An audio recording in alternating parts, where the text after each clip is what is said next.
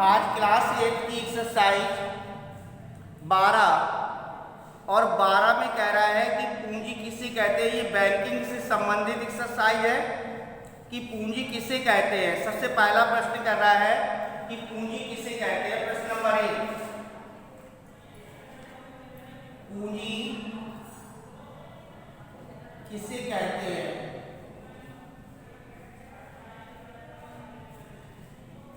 उत्तर, company में लगाया गया धन, कंपनी में लगाया गया धन उसकी पूंजी कहलाता है, उसकी पूंजी कहलाता है।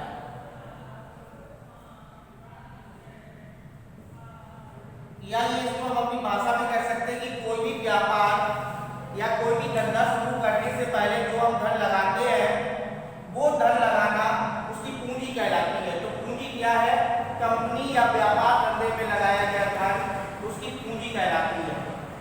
फिर इसके बाद अगला प्रश्न है, शेयरधारी किसे कहते हैं। नंबर 2, शेयरधारी किसे कहते हैं।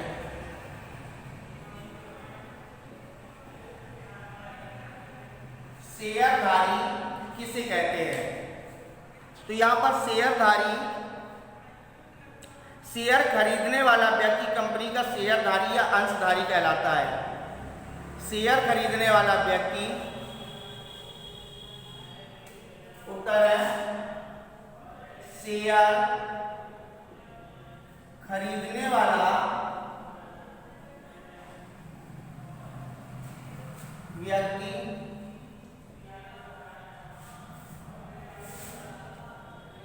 शेयर खरीदने वाला व्यक्ति कंपनी का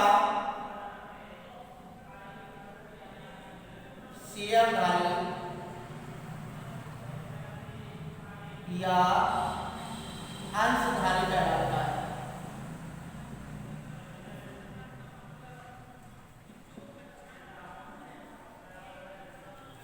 शेयरधारी किसे कहते हैं। तो शेयर खरीदने वाला जो व्यक्ति है कंपनी का शेयरधारी या अंशधारी कहलाता है। इसके बाद अगला प्रश्न है, अंकित मूल्य और बाजार मूल्य में क्या अंतर है। अंकित मूल्य और बाजार मूल्य में क्या अंतर है। जिस मूल्य पर एक शेयर कंपनी द्वारा जारी किया जाता है, जिस मूल्य पर एक शेयर कंपनी द्वारा जारी किया जाता है उसे अंकित मूल्य, फेस वैल्यू या पार वैल्यू कहते हैं। तो यहां पर अंकित मूल्य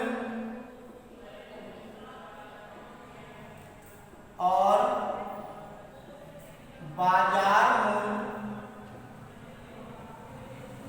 में क्या अंतर है। तो उत्तर में लिख सकते हो आप। सबसे पहले आगे क्या देखें, अंकित मूल्य, अंकित मूल्य।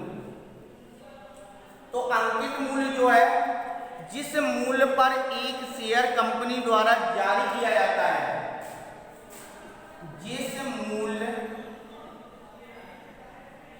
पर एक शेयर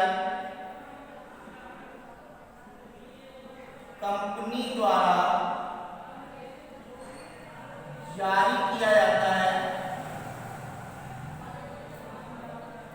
जारी किया जाता है उसे हम अंकित मूल्य, उसे अंकित मूल्य या फेस वैल्यू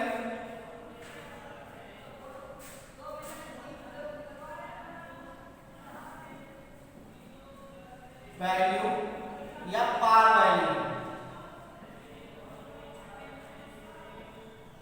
कहते हैं। इस पर अगली आईडी डालेंगे बाजार मूल्य, बाजार मूल्य। ये अंकित मूल्य पर हो गई। अब बाजार मूल्य, जिस पर खुले बाजार में खरीदा या बेचा जाता है मूल्य पर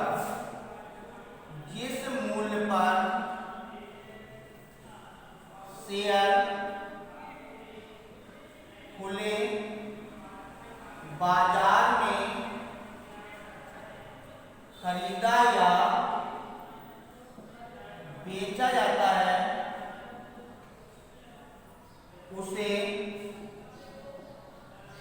बाजार मूल्य कहते हैं।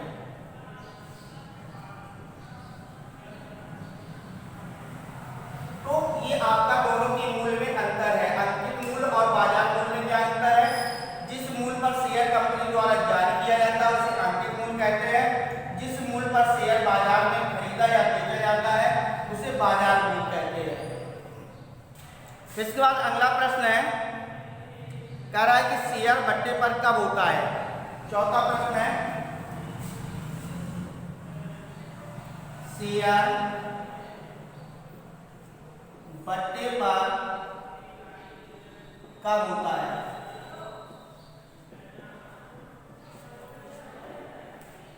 उत्तर कह रहा है कि शेयर बट्टे पर कब होता है।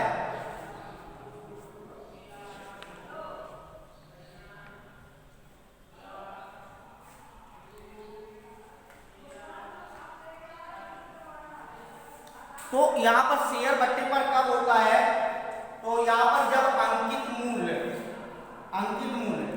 शेयर का अंकित मूल्य बाजार मूल्य से अधिक होता है।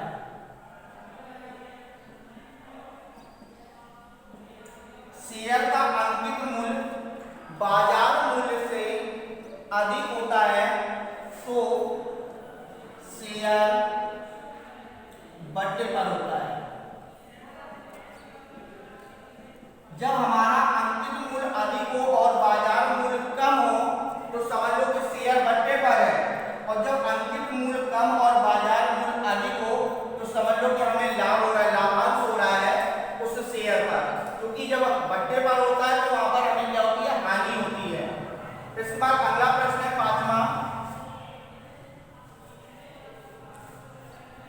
पांचवा प्रश्न है, कह रहा है कि लाभांश किसे कहते हैं। लाभांश किसे कहते हैं, तो उत्तर हो जाएगा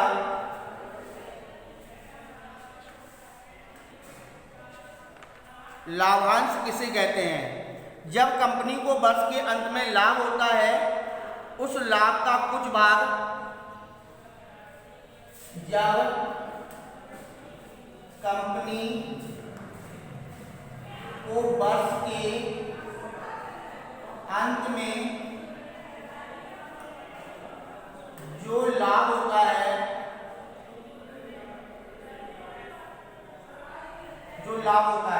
कंपनी को वर्ष के अंत में जो लाभ होता है उस लाभ से लाभ का कुछ भाग नई मशीन खरीदने में, लाभ का कुछ भाग नई मशीन खरीदने में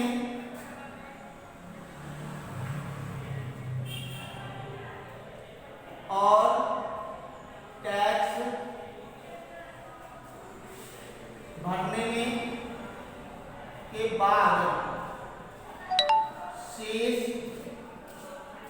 लाभ को शेयरधारियों में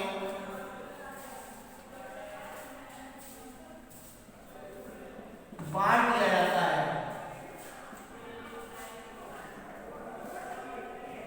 उस लाभ को लाभांश कहते हैं।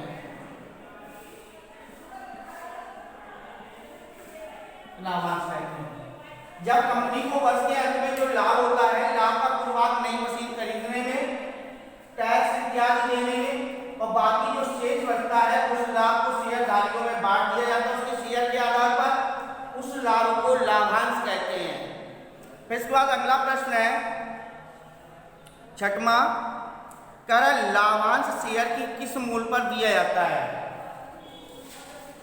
छठवां, लाभांश शेयर की किस मूल्य पर दिया जाता है? तो उत्तर आ जाएगा कि लाभांश शेयर के बाजार मूल्य पर दिया या लिया जाता है। लाभांश अंकित मूल्य पर दिया या लिया जाता है। लाभांश शेयर के अंकित मूल्य पर दिया या लिया जाता है। ये लाभांश आ गया। तो इस प्रकार से हमें प्रश्न नंबर 1, पूंजी किसे कहते हैं? कंपनी में जो धन लगाया जाता है या व्यापार में जो धन लगाया जाता है वो उसकी पूंजी कहलाती है। शेयरधारी किसे कहते हैं? शेयर खरीदने वाला व्यक्ति कंपनी का शेयरधारी या अंशधारी कहलाता है। अंकित मूल्य और बाजार मूल्य में क्या अंतर है? तो जिस मूल्य पर शेयर कंपनी द्वारा जारी किया जाता है उसे अंकित मूल्य कहते हैं, और जिस मूल्य पर शेयर खुले बाजार में खरीदा या बेचा जाता है उसे बाजार मूल्य कहते हैं। शेयर भट्टे पर कब होता है? जब शेयर का अंकित मूल्य बाजार मूल्य से अधिक होता है तो शेयर भट्टे पर होता है। लाभांश जब कंपनी को वर्ष के अंत में लाभ होता है, लाभ का कुछ भाग नई मशीन खरीदने, टैक्स देने, टैक्स इत्यादि देने के बाद, टैक्स भरने के बाद शेष लाभ को शेयरधारियों के में बांट दिया जाता है। किस शेयर के आधार पर? उस लाभ को लाभांश कहते हैं। और लाभांश शेयर के किस मूल्य पर दिया जाता है? तो लाभांश शेयर के अंकित मूल्य पर दिया या लिया जाता है। तो इस प्रकार से ये आपके प्रश्नों के उत्तर हो गए। और एक चीज आपको विशेष ध्यान देनी है, कह रहा है कि दलाली शेयर के बाजार मूल्य पर लिया दी जाती है, अंकित मूल्य पर नहीं। हमेशा जो दलाली लगती है वो बाजार मूल्य पर लगती है। इस पॉइंट को नोट करना है। नोट, दलाली शेयर के बाजार मूल्य पर लिया दी जाती है, अंकित मूल्य पर नहीं। यानी दलाली आपको शेयर जब आप बेचेंगे तब भी आपको दलाली लगेगी, और शेयर आप जब खरीदेंगे तो भी दलाली लगेगी। तो दलाली जो है वो हमेशा शेयर के बाजार मूल्य पर लिया दी जाती है। अब इसमें से जैसे आपने शेयर के बेचने पर प्राप्त राशि, शेयर को बेचने पर प्राप्त राशि बराबर बाजार मूल्य माइनस दलाली, और शेयर खरीदने पर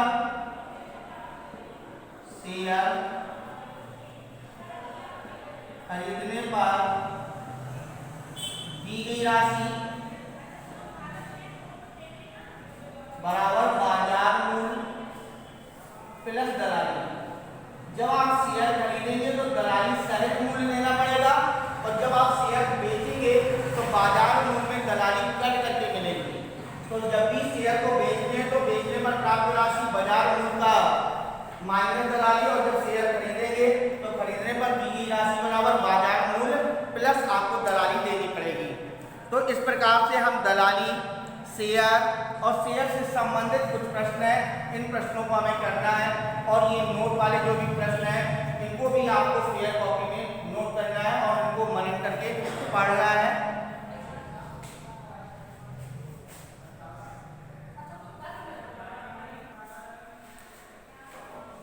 इसके बाद अगला प्रश्न है 7वां। एक कंपनी 2 लाख 25 लाख की पूंजी एकत्र करने के लिए एक शेयर का विज्ञापन करती है। एक शेयर का अंकित मूल्य 100 रुपये है, तो कंपनी द्वारा जारी की गए शेयरों की संख्या ज्ञात कीजिए। तो एक शेयर का अंकित मूल्य आपका 100 रुपए है। 100 रुपए अंकित मूल्य है बराबर एक शेयर का। 100 रुपए अंकित मूल्य है बराबर एक शेयर का, यानी 100 रुपए में अंकित मूल्य का एक शेयर आप प्राप्त कर सकते हैं। इस प्रकार से 1 रुपए में अंकित मूल्य हो जाएगा 1/100 शेयर का, इसलिए 25 लाख रुपए में यहाँ पर हो जाएगा 25 लाख बटे 100, 2020 बराबर 25,000 शेयर। कंपनी अगर 25,000 शेयर वितरण करती है या 25,000 शेयर बेचती है तो उससे 25 लाख रुपए एकत्रित हो जाएंगे 100 रुपए पर शेयर के हिसाब से। सवाल नंबर 8,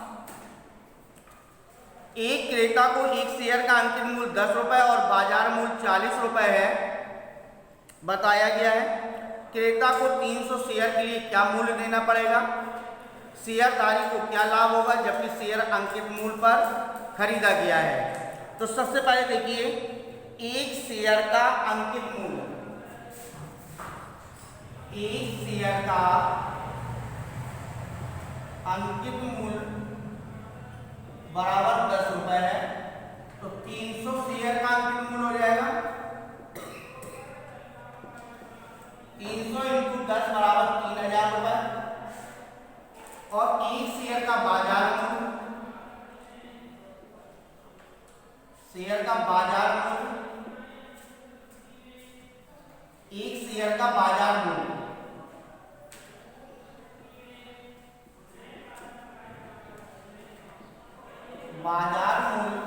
बराबर 40 रुपए है, इसलिए 300 शेयर का बाजार मूल्य,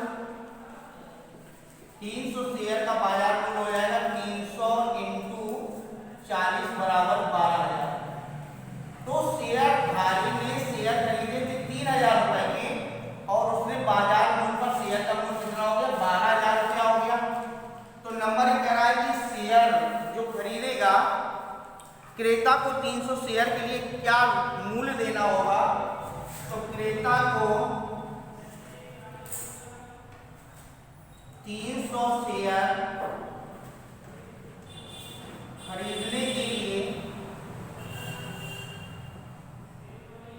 देय मूल्य बराबर 12,000। जो भी इन शेयर को खरीदेगा वो 12,000 रुपए में शेयर खरीदेगा। नंबर 2, बेचने वाला जो है विक्रेता, विक्रेता को लाभांश क्या होगा?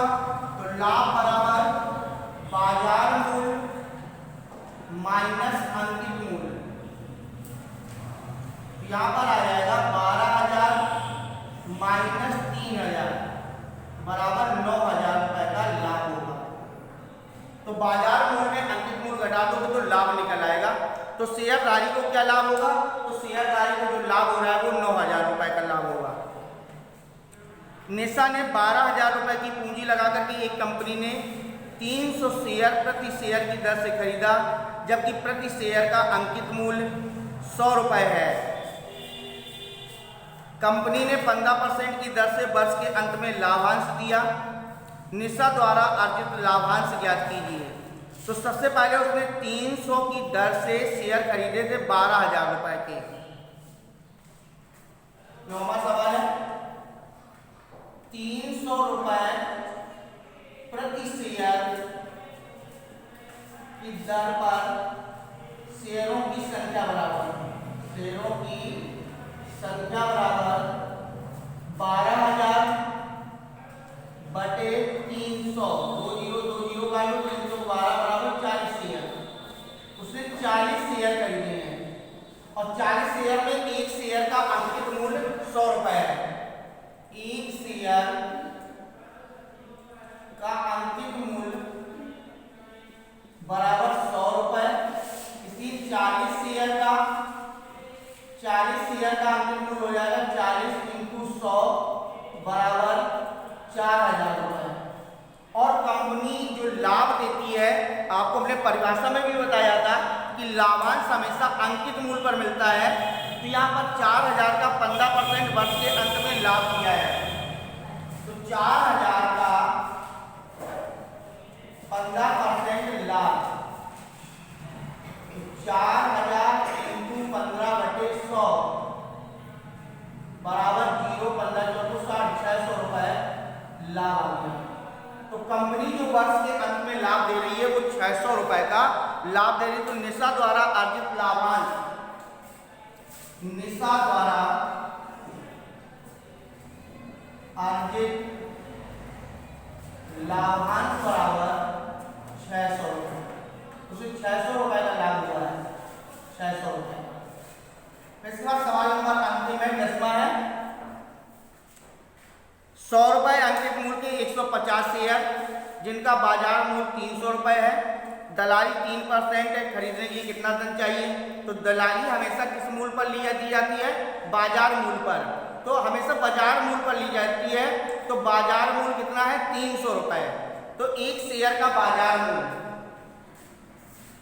एक शेयर का